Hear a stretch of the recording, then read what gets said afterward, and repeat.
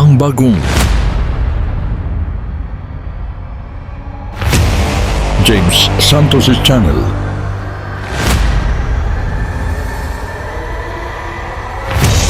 Bagong tema, bagong boses, may komentaryo.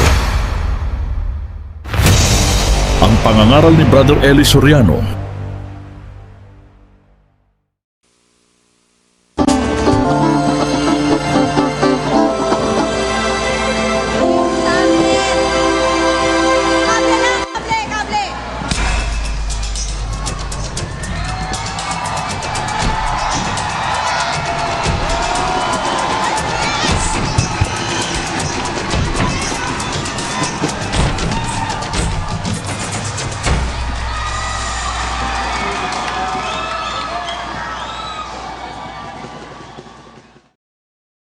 Ang mapapanood ninyo ay ang pangangaral ni Brother Eli Soriano. Patutugtugin natin ang buang video nang hindi mawala ang konteksto ng kanyang ipinapangaral. At ginagawa natin ito sa pamamagitan ng fair use. At bibigyan natin ng komento pagkatapos ng video. Ngayong gabi mag-uumpisa po tayo ng paghahanap ng katotohanan sa nakasulat. Ito po ating gagamitin na kung hanap natin katotohanang walang kalisya-lisya at katotohanang walang kaduda-dudang talagang totoo, dapat tayong magbatay sa bagay na nakasulat.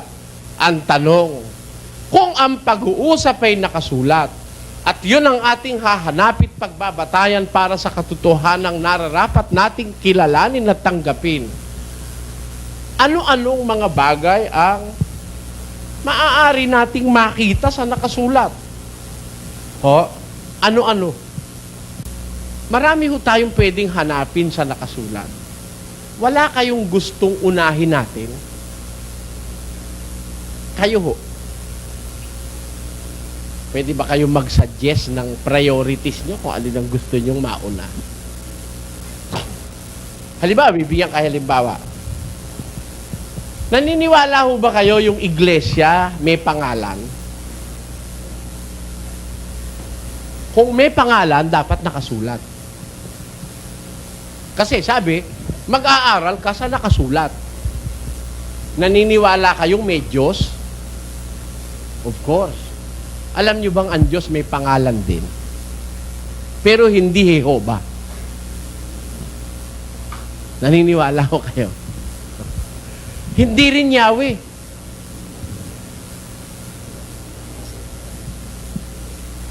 Yun, mga bagay na, halimbawa ko lang sa inyo para magkaroon kayo ng isipin. May pangalan ba talaga Diyos? Meron o. Sabi ni Jesus alam niyo, popular yun Ama namin, nasa langit ka, sambahin nawa ang ngalan mo. May pangalan o wala? Pinapasamba nga Pero ang tanong, paano mong masasamba kung di mo alam ang pangalan? Utos yun Bahagi ng panalangin tinuro ni Jesus, yung Lord's Prayer. Our Father who art in heaven, hallowed be thy name. Thy kingdom come. Thy will be done on earth as it is in heaven. Give us this day our daily bread, and forgive us our trespasses as we forgive those who trespass against us, and lead us not into temptation, but deliver us from evil. Amen. For thine is the kingdom, and the power, and the glory forever. Amen. Ayun. Di ba? Popular na popular yung panalangin. Ama namin, nasaan? Nasa langit ka. Sabi nung iba, kahit saan daw, nandun ang Diyos. Tamo yun, Ang nakasulat, ang Ama nasa langit. Ang paniwala natin, kahit saan nandun ang Diyos. Kahit dun sa kabaret, nandun. Sa sauna ba, massage, doon, andun ang Diyos. Kahit saan. Samantalang sabi ng panalangin, sumasalangit ka. Hindi yun yung ba naiisip yun? Na yun ay mga bagay na dapat malutas. Mamaya konti, Aba, Ginoong Maria, punong-puno ka ng grasya, ang Panginoon Diyos ay sumasayo. Asa na? Na kay Maria na. Dapat isipin din natin yun. Are all of these things true? Hindi ho tayo nang aatake, pinag-iisip ko lang kayo. Kanina nasa langit. Sabi nung iba, nasa kahit saan. Sabi naman nung isa, bukod kang pinagpala, ang Panginoon Diyos sumasayo. Asa ng Diyos? Na kay Maria. Hindi naman mahirap intindi, Tagalog yun eh. Pero, kung iniintindi natin, naiintindihan ba naman natin? Hindi ko kayo pinangungunahan bait. Nagtatanong lang ako kasi I have to answer each and every question that is being thrown into me. Alam niyo, meron akong katungkulang sumagot sa lahat ng tanong eh. Kung wala akong kamalayan sa mga bagay na ito, paano mo maaakay ang tao sa paghahanap ng katotohanan? Halimbawa, may itatanong ako sa inyo, ewan ko kung ano isasagot nyo. Narinig nyo na yung sinasabing, pag binato ka ng bato, batuhin mo ng tinapay. Alam nyo bang wala sa Biblia yon? Ba't naman yung tinapay ipambabato mo? Kaya rai-rai namang maibabato, yung tinapay pa pinili mo ipambato. Yung tinapay ibinigay para kainit, hindi para ipambato. Meron pa mga kawikaan ng mga tao. Akala natin madalas nasa Biblia, turo ng Diyos, hindi naman pala. Kung iisa-isahin ko, hahabang masyado ating introduction, di pa ho tayo nakakapag-umpisa. Kaya ako, humihingi ako sa inyo ng ang tawag doon, suggestion. Maghahanap ho tayo sa Biblia. Gusto nyo, hanapin natin ang kahulugan ng pangalan mo, pangalan ko, ang ating pagkapanganak. Anong araw kayo pinanganak? Lunes, Martes, Miyerkules, Huwebes, Biyernes, Sabado, Linggo? Anong buwan? Anong taon? Gusto nyo hanapin natin sa Biblia? Makikita ho natin. Kaya lang, humihingi ako sa inyo ng prioridad na gusto nyo. Alin ang una nating hahanapin sa Biblia? Natural, yung pinakamahalaga na dapat nating hanapin. Hindi ba ho yun ang pinakamagandang hanapin natin? Payag ho kayo. Alin ho hahanapin nating unang-una? Pakinggan nyo, 6:33 ni Mateo. Datapwat, hanapin muna ninyo ang kanyang kaharian at ang kanyang katwiran, at ang lahat ng mga bagay na ito ay pawang idaragdag sa inyo. Meron yung suggestion dito si Jesus Christ. Seek ye first the kingdom and the righteousness of God, and all these things shall be added unto you.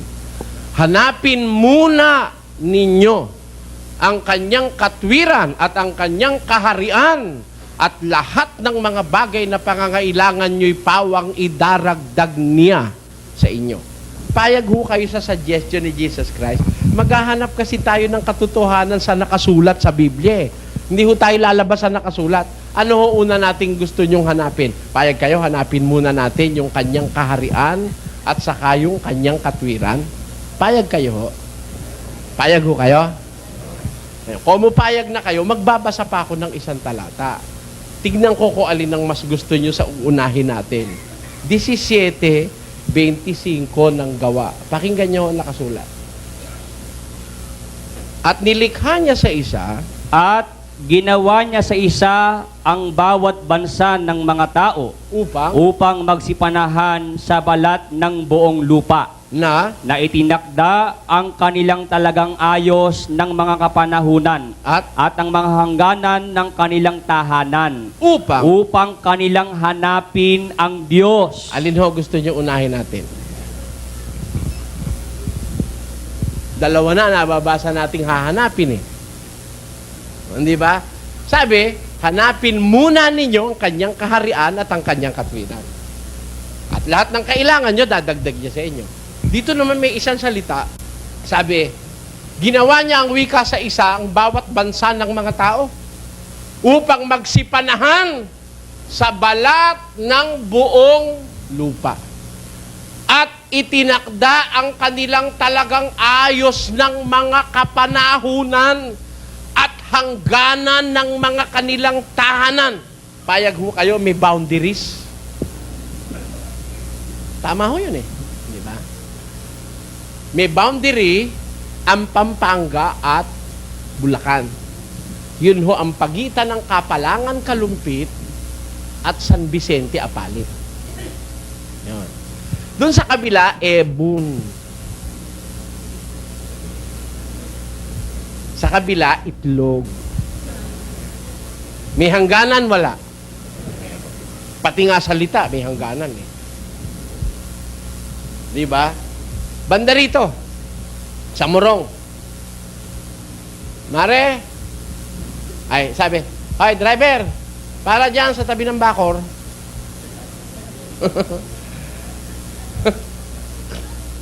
Eh, sabi naman, sarsar na ikambang kay gaor pa ng gaor. Oh, tamo? Sa amin, gaod. Sa kanila, gaor. Pagdating sa Pampanga, kuloong. Dito sa Tagalog, ay, sa Batangas, kuloong. Dito, hukay, balon. At kuminsan nga, mayroon pang masasamang nangyayari sa mga salita. Eh. Ngayon, meron sinasabi dun sa Biblia, ang Diyos ang wika, nilikha niya sa isa ang bawat bansa ng mga tao upang sila'y magsipanahan sa balat ng buong lupa na itinalaga ang kanilang talagang ayos ng kapanahunan. Kaya kanya-kanyang panahon eh. Sa Amerika, may taglamig na matindi. May yelo. Dito, wala eh. Kaya yung ginawa ng Diyos ng mga bansa, may hangganan, may talagang ayos ng kapanahunan, may hangganan ng kanilang tahanan. The Philippines is for the Filipinos. Tama po ba yun o hindi? The United States is for the Americans. France is for the French people. May kanya-kanyang hangganan ng tahanan, may kanya-kanyang ayos ng kapanahunan. Ulitin ho natin, saka natin ituloy. At ginawa niya sa isa ang bawat bansa ng mga tao upang magsipanahan sa balat ng buong lupa na itinakda ang kanilang talagang ayos ng mga kapanahunan at ang mga hangganan ng kanilang tahanan upang kanilang hanapin ang Diyos. Baka sakaling maapuhap nila siya at siya'y masumpungan, bagaman hindi siya malayo sa bawat isa sa atin. Ako, hindi naman pala malayo sa atin eh. Kaya hanapin natin ang Diyos sa Pilipinas. Hindi natin makikita ang Diyos pag pupunta tayo sa Amerika. Dito sa Pilipinas. Kaya nga nilagyan ng hangganan ng mga tahanan upang within the limits and the boundaries of their nation that they may seek God upang kanilang hanapin ng Diyos at makasakaling maapuhap nila siya at masumpungan bagaman hindi siya malayo sa bawat isa sa atin. Hindi kailangan ang Pilipino'y pumunta ng Amerika para makakita lang ng Diyos. Kung may Diyos sa Amerika, may Diyos din sa Pilipinas at dito natin hahanapin ang Diyos sa Pilipinas. Eh, meron mga tao, ang paniwala, ang Diyos nasa Italia eh. Meron naman naniniwala, ang Diyos nasa Diliman. Oh. Payag kayo, hindi. Pag hindi ko kayo pumayag, eh, nagbubulag-bulagan kayo sa katotohanan. Totoo sinasabi ko eh. Ayun sabi na iba, eh kaya naman pala ginawa niya ang bansa ng mga tao, nilagyan ng boundaries, para doon sa boundaries na yon, within those boundaries, hanapin natin ang Diyos at maaapuhap natin siya sapagkat hindi siya malayo sa bawat isa sa atin. We don't have to go to Jerusalem to find our God and to be saved. Dito sa Pilipinas, may ipinangangakong ang Diyos sa atin. Hahanapin lang natin dito rin sa Pilipinas. Bakit ho ganon? Ba't ko sinasabi ito? Pinamimili ko nga kayo eh. Alin ang una nating hahanapin? Kaharian ng Diyos? Katwiran ng Diyos? O ang Diyos muna ang gusto yung hanapin? Sino ang gustong maghanap na tayo ng Diyos ngayon? Kayo, baka naman sabihin niyo, iniinsulto ko kayo. Ano ibig mo sabihin, Mr. Soriano? Kami walang Diyos? Hindi ko gano'n na ibig ko sabihin. Baka lang meron pa ritong walang Diyos. Di samahan natin sila maghanap. Gusto ko sana pong kayo'y maakay ng magandang pag-akay kung saan tayo pupunta sa pamamagitan ng Biblia. Para kayo naman makakita ng ibang panoorin. Hindi na yung kagaya nung napagkikita nyo lagi na mula sa pagkabata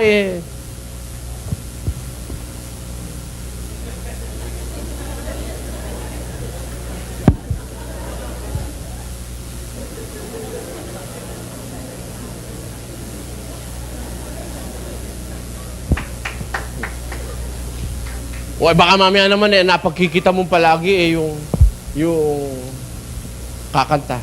Nagpupuri sa Panginoon. Pupuri sa May panyo pa yun Pupuri sa Panginoon. Purihin natin ang Panginoon. El Shaddai, El Shaddai, El Eton Adonai. Age to age, you're still the same. Maganda naman hindi naman masama no? By the power of your name, El Shaddai, El Shaddai, El Eton Adonai. We will praise and lift you high, El Shaddai. Palakpakan natin ang Panginoon! Palakpakan naman. Yun, diba? Di ba pangkaraniwan natin nakikita na yun? Baka gusto nyong makakita naman ng iba. Ayon. Yung isa bang daan na magiging curious tayo sa lahat ng bagay. Wala tayong palalampasing isang bagay na hindi natin naintindihan because it is very, very common in almost all religious denomination because of the word belief. So many things are being left unexplained. Di ba? Tama o hindi? Sa relihiyon, maraming bagay na hindi na ipaliliwanag. Kumakapa tayo. Dominus vobiscum secula seculorum.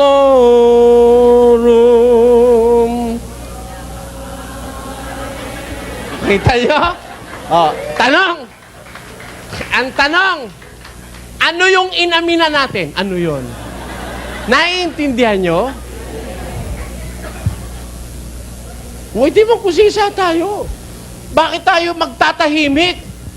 Ba't tayo makukontento na hindi natin alam? Pag inamina natin, alam nyo ba ang kahulugan ng salitang amen, mga kababayan? Yung salitang Kastila na ang kahulugay, tinatanggap ko, inaayunan ko. Ano yun? Mo alam. Hindi ko ado saya sentisi Son Christi Ordinus. Ano yun? Wala tayong iniinsulto at wala tayong pinasasama. Nililiwanag lang natin ang mga bagay-bagay na iniwang hindi nasasagot sa ating kaisipan. Kung minsan, I'm sorry to say, mamamatay ka na, hindi mo pa naintindihan yung pinasok mong pananampalataya. Kaya po, siguro, dapat pagdating sa pananampalataya, maging inquisitive tayo. Magtanong tayo. Utos ng Diyos yon. 2 ng Hagay. Pakinggan yung sinasabi ng kasulatan. Versikulo 11. Ganito ang sabi ng Panginoon. Ano ang sabi ng Panginoon? Magtanong kayo ngayon sa mga saserdote ng tungkol sa kautusan. Ayun, magtanong kayo sa mga saserdote tungkol sa kautusan. Baka ikaw nagre-relihiyon ka, umaasa ka maliligtas ka, dinidinig ka ng Diyos pag nananalangin ka, wala kang kaalam-alam. Paano ba panalangin talaga tama? Paano ba? Yung Chinese kasing kaibigan namin isa, noon daw araw, di kasi siya marunong Tagalog, hirap na hirap siya, nagkakabali-balik na daw dila niya. Talaga naman totoo Brother Eli, magkano sa inyo sisyo? Ano yun? Yung sisyo, magkano yun? Nag-uusap kayo sila, ano nga ba yung sinasabi mo, Brad? Big, ano yun? Sisyo. Ano yung sisyo? Yung pinalalaki, yung pagdapos nagiging fried chicken. Sisiw. Sabi ko, sisyo tawag niya. Bakit hindi kami nagkakaintindi? Pala, sisiw lang. Very simple, ano? Sisiw. Siya, di marunong masyado ng Tagalog. Nung araw daw na siya ay nakumbirti sa Catholicism, abagi noong Maria, punong-puno ka ng grasya, ang Panginoon Diyos, sumasaybukod kang pinagpala sa babae at pinagpala ka naman mo si Jesus, Santa Maria, ina ng Diyos, panalangin mo kami makasalanan, kung kami mamatay, amen. Hirap na hirap siya. Nung matapos niya na isa, Santa Maria, ina ng Diyos, panalangin mo kami makasalanan, kung mamatay, amen. Ito susunod, pale-paleho, pale-paleho. Iniintay na lang daw niyang matapos yung mga kasama niya, pale-paleho, pale-paleho. Kasi nahihirapan daw siya. Hindi siya marunong Tagalog. Kaya, bandang uli, ginagawa niyo na lang, pale-paleho, pale-paleho. Oo nga naman, pare-pareho rin naman ang sasabihin mo, no? Di short, naintindihan na siguro Santa Maria, hirap siya magsalita, no? Pale-paleho, pale-paleho. Nakatapos din siya magrosaryo. Ano ang ibig ko sabihin doon? Ang ibig ko lang sabihin sa inyo, mga kapatid, halimbawa, ginagawa natin, nananalangin tayo. Ano ba panalangin, Diyos? Parang ang hirap-hirap namang manalangin pag gano'n. Biro mo, 15 minutes. Pag mahina ka, yung iba nga, para mabilis na lang, talagang inaapuran na, parang masinggan na nga po. Abag na prumulong ng gasa, Panginoon, sumasaybong ka, pinagpala ng si Jesus, sa tama na ng Diyos, panalangin mo kami makasala. Pabilisan na, dahil matagal ganun ba talaga panalangin, Diyos? Napakahirap naman yata manalangin ng kahaba-habang gano'n. Ang haba naman Paano panalangin? Andain nating itatanong sa Diyos Payag kayo, sasamahan ko kayong magtanong. Sasamahan ko lang naman kayo Kung payag kayo, sana balik kayo uli. No? Uumpisahan nating tanungin ng tanungin. Hanapin natin, sino unahin natin? Ang kaharian ng Diyos, ang kanyang katwiran, o ang Diyos mismo? Palagay natin, may Diyos kayo. Baka naman kaya ang Diyos nyo ito. Pakinggan nyo. Nang panahong yaon, sa hindi ninyo pagkakilala sa Diyos, kayo nasa pagkaalipin ng sa katutubo ay hindi mga Diyos. Kita nyo? Nang panahong yon, sabi ni Pablo sa mga Kristiyano sa Galacia, kayo nasa pagkaalipin. Sa hindi ninyo pagkakilala sa Diyos, ay nasa pagkaalipin kayo ng sa katutubo'y mga hindi tunay na Diyos. Baka naman kayo may Diyos ngayon, pero hindi naman tunay. Baka lang naman, wag ko kayo magagalit. Kasi ganito Bakit, Mr. Soriano? Hindi ba pare-pareho lang naman ng ating Diyos? Hindi ho. I beg to disagree. Hindi ho pare-pareho Diyos natin. Tanungin nyo sa Sabadista, ano ang sabi ng Diyos nyo tungkol sa baboy? Hay, bawal yan. Marumi ang baboy, karumal-dumal, susunugin sa apoy ang kumakain ng baboy. Sabi ng Sabadista. Yun ang sabi raw ng Diyos niya. Tanungin natin yung pare. Padre, masarap, bawal ba ang baboy? Sarap-sarap ng lechon, ano ka? Hindi totoo yun. Ba't hindi ho bawal sa atin ng baboy? Hindi naman ikabawal ng Diyos Therefore, yung Diyos ng pare, hindi sa kanya bawal ang baboy. Yung Diyos ng Sabadista, bawal sa kanila baboy. Pareho sila ng Diyos. Naku, mag-aawa yung pag nakita. Yung isa'y bawal, yung isa'y hindi eto. Anong araw ba talaga ang pangilin? Sabado. Sabi ng Sabadista. Ang hindi nangilin ng Sabado, maimpyerno. Tanong mo sa kabila, umakbang ka lang ng konti, may isang kapilya uli ron matutulis naman. Pastor, anong araw ba talaga pagsamba? Linggo, saka Webes. Magkakontra sila, Sabado yung isa Ito naman isa, Linggo, Webes. Lumakad ka uli, ilang hakbang lang. Pastor, ano ba pagsamba? Miyerkules, prayer meeting. Tapos, Biyernes, overnight. At Domingo, Sunday worship. Doon lang sa pagsamba, yung araw, hindi sila pare-pareho. Ngayon, pare-pareho ba tayo ng Diyos? Hindi. Sabi ni Pablo, sa hindi ninyo pagkakilala sa Diyos, nang nakaraang panahon, kayo'y nasa pagkaalipin ng sa katutubo ay hindi tunay na mga Diyos. Amen? Ngayon, Nung makilala na nila, ano ang sabi ni Pablo? Tuloy natin ang talata sa 9. Datapwat ngayon, yamang nakikilala na ninyo ang Diyos, o ang lalong mabuting sabihin, Ay? kayo'y nangakikilala ng Diyos. Ayun. Ngayon, sabi ni Pablo, nakikilala na ninyo ang Diyos. O ang lalong mabuting sabihin, nakikilala na kayo ng Diyos. Alam nyo kasi, yung pagkilala sa Diyos, it must be a two-way affair. Ha? Maaaring nakikilala mo si Presidente Ramos. Araw-araw nakikita mo, kilala mo, Presidente siya ng Pilipinas. Ang kanyang pangalan, Fidel Valdez Ramos. Taga-Pangasinan siya, iisa ang bato dahil nawala na isang bato niya. Siya ay dating military. Lahat, alam ko, pinag-aralan kong ang buhay ni Presidente Ramos. Ba't ako naniniwalang siya ay isang taong madisiplina? Sa isang taong iisa ang bato, para humaba ang buhay mo, kailangan may disiplina ka sa buhay. Hindi ka dapat nagkakain ng maalat, ng maanghang, patis, mga toyo. Hindi dapat. Tingnan niyo si Presidente, ang lakas-lakas ng katawan. Kahit iisa ang bato niya, ibig sabihin, marunong siyang magdisiplina sa sarili. Hindi kain siya ng kain ng kahit anong bawal. Ano ibig kong sabihin? Kilala natin si Ramos. Pero the big question is, kilala ba tayo ni Ramos? Ganon din naman ang Diyos. Maaari sinasabi natin, kilala natin ang Diyos, pero kinikilala ba naman tayo ng Diyos? Kaya yun lang pagkilala sa Diyos, isang malaking usapin yan, mga kababayan. Ayan. Binibigyan ko po kayo ng ideya kung ano magiging takbo ng Bible exposition ito. Ano-ano ang mga tatanungin natin, uusisain natin sa Diyos sa pamamagitan ng nakasulat sa Biblia. Diyos, ikaw nga ba'y Diyos? Meron ka nga bang... Ano ka ba talaga? Sabi ng Mormons, okay magagalit kung may Mormons dito. God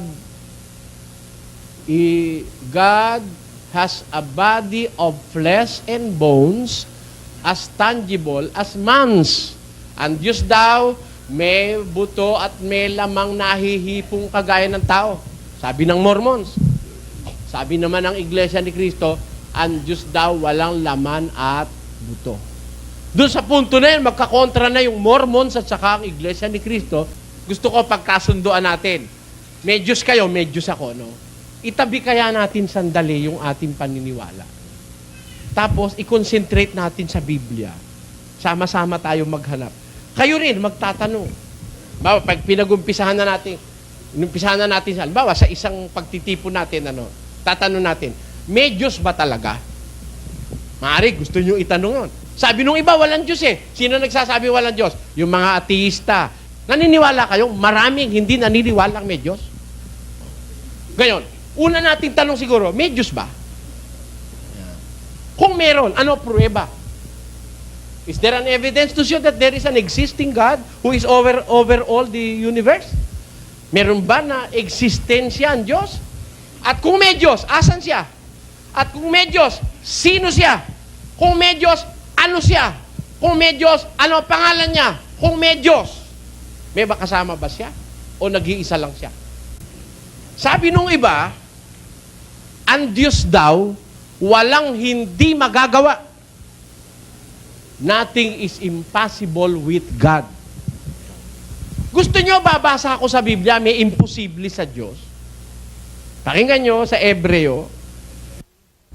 Pakibasa. 6:18. Upang sa dalawang bagay na di mababago, na diya'y di maaaring ang Diyos ay magbulaan. Ayun.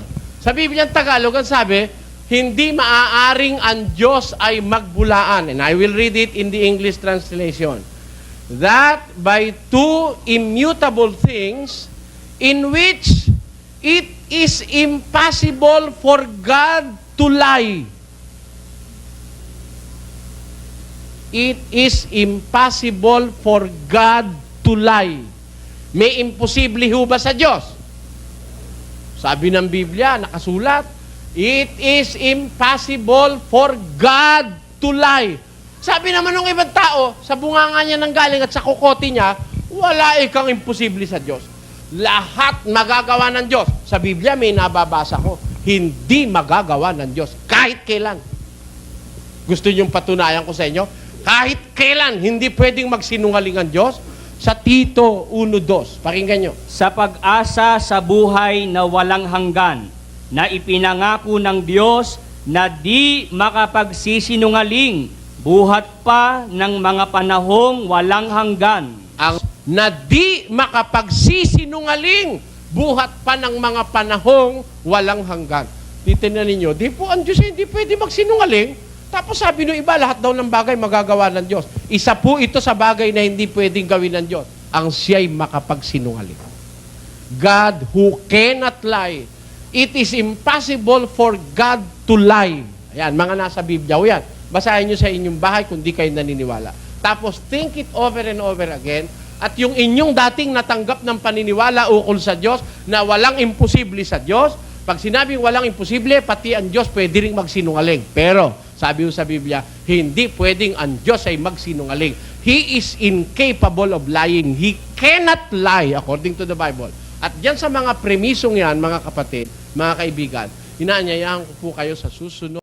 Bibigyan natin ng komento ang napanood nating video. Ito ay malayang komento lamang at hindi upang magmarunong. Ang bibigyan natin ng komento ay kung ang Diyos ba ay nasa lahat ng mga dako. Tama ang sinasabi ng Biblia na ang Ama ay nasa langit dahil nandoon ang kanyang seat of power at nandoon ang kanyang tahanan. Pero ang Diyos ay nasa lahat ng dako dahil ang Diyos ay espiritu. Kaya nga, nalalaman ng Diyos ang lahat ng mga bagay, mabuti man o masama. At tungkol naman sa kasabihang Tagalog na kapag binato ka ng bato, ay batuhin mo ng tinapay. Hindi ito literal na gagawin. Ito ay isang metaphor na may kasing hulgan rin sa Biblia na sinasabi ni Jesus na ibigin mo ang iyong kaaway at huwag kang gaganti ng kasamaan bagkus gawan mo pa rin siya ng mabuti. At tungkol naman sa kung magagawa ba ng Diyos ang lahat ng mga bagay, ang sagot ko ay magagawa niya ang lahat ng mga bagay. Lahat ng kabutihan ay magagawa ng Diyos. Hindi pwedeng idahilan na hindi kayang magsinungaling ng Diyos. Bakit naman gagawin ng Diyos ang mga gawa ni Satanas? Si Satanas ang ama ng kasinungalingan. Kung gagawin ng Diyos ang magsinungaling, wala na siyang pagkakaiba kay Satanas. Ang konteksto na sinasabi ng Biblia na walang imposible sa Diyos ay ang ibig sabihin ay ang imposible sa tao ay posible sa Diyos. At kung nagustuhan ninyo ang napanood ninyong video, please like, subscribe, share, and comment. At maraming salamat sa mga sumusuporta sa pamamagitan ng GCash. At marami pa kayong mapapanood na hindi pa na-upload sa internet. Maraming salamat sa panonood.